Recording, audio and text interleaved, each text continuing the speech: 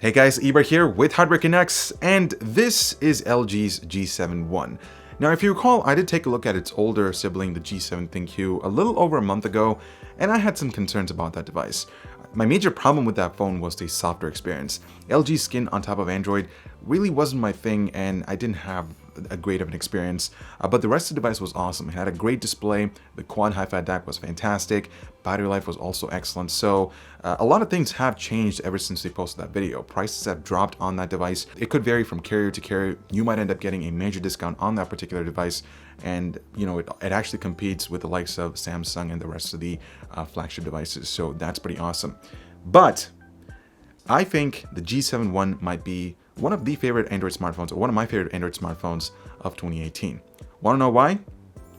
It's running stock Android. It's like a dream come true. So let's find out who exactly might this phone be appealing towards right after a message from our sponsor. The new Mastercase MK750 keyboard comes with a comfortable magnetic wrist rest, beautiful RGB light bar on the perimeter, and per-key lighting control with a variety of Cherry MX switches and a bottom Type-C connection. Cooler Master doing it right. Check it out below. Okay, so let's cut to the chase and get to what exactly you're getting with the G7 One.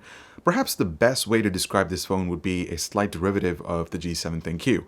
So you get the same 6.1-inch QHD Plus display with the 1000 nits boosted mode feature. It still features an IPS panel, so viewing content is just as good as the Thinq. Great experience overall. They've also kept the 32-bit hi-fi quad DAC and the boombox feature that resonates the sound within the chassis to any surface that you place the device on. There's also the dedicated Google Assistant button, IP68 water resistant rating, a 3000 mAh battery, quick charge 3.0 support. You get the deal here. So what's really different?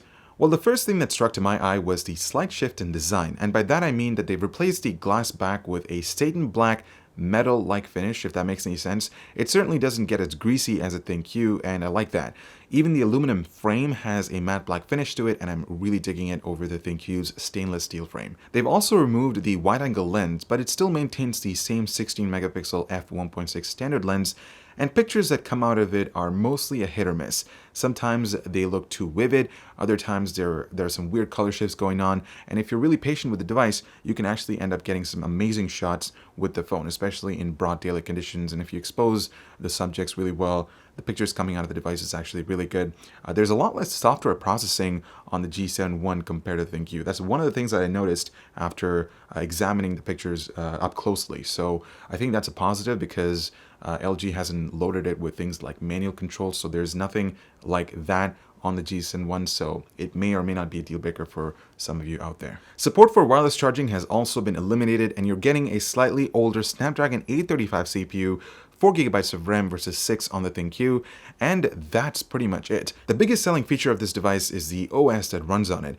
LG has partnered up with Google to give users a clean version of Android that doesn't come with any bloatware applications or skins.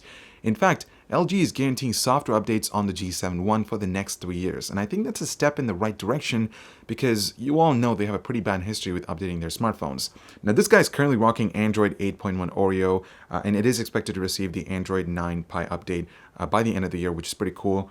But interestingly enough, I did check the software version running on the G7 Thinq, and that device is actually still rocking Android 8.0 instead of 8.1.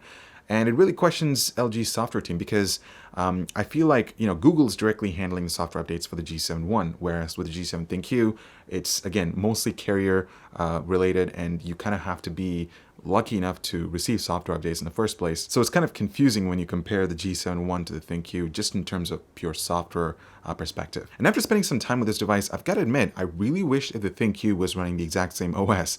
Apps load up fast, it's easier to get to settings, it almost feels like using a Pixel device, and I think that's a win-win in my books. But there is a major problem.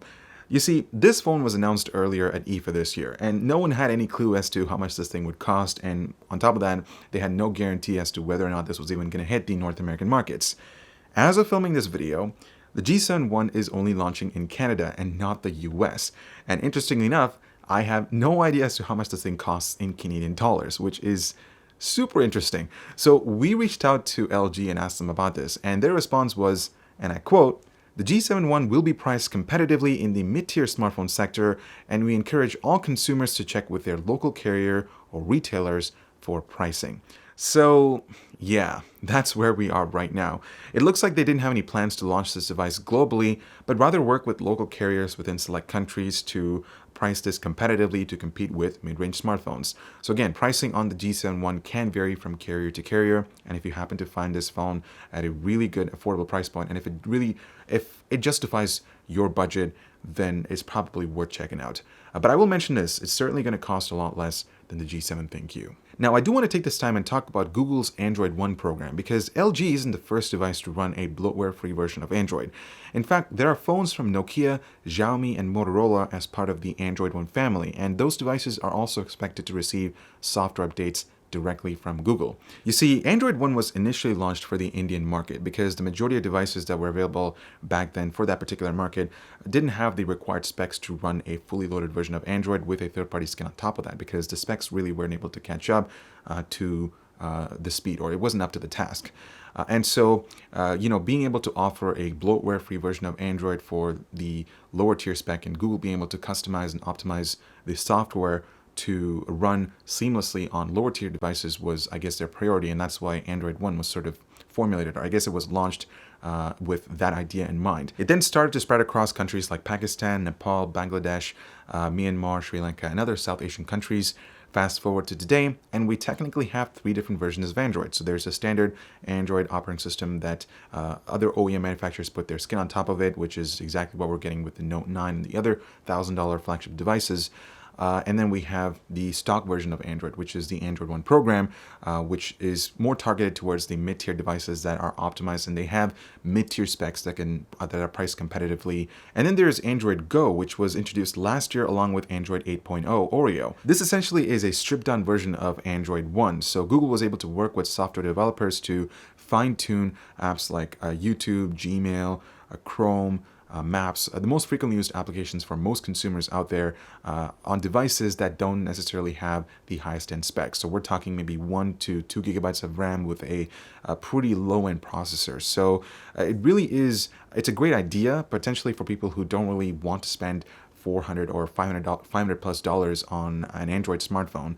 So it really gives you the best, or I guess it gives you an entry level step into experiencing Android at its finest. And I think Android Go is certainly a great way to get started, especially if you really don't want to spend too much money on an Android smartphone. And then you have things like Android One, which is exactly what phones like the G1 represents, because it certainly is a great program. I really wish Samsung hopped onto this program as well, because who knows, we might expect something like the Galaxy S9 One Edition. I certainly think that the G7 One might be a fantastic option for you, because again, this thing runs stock Android, it's fast, I really love it, it's my favorite Android smartphone for 2018, but availability is a concern.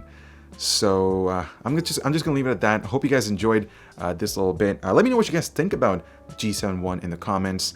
If you happen to find this at your local carrier store, would you actually consider this device? Love to know your thoughts in the comments.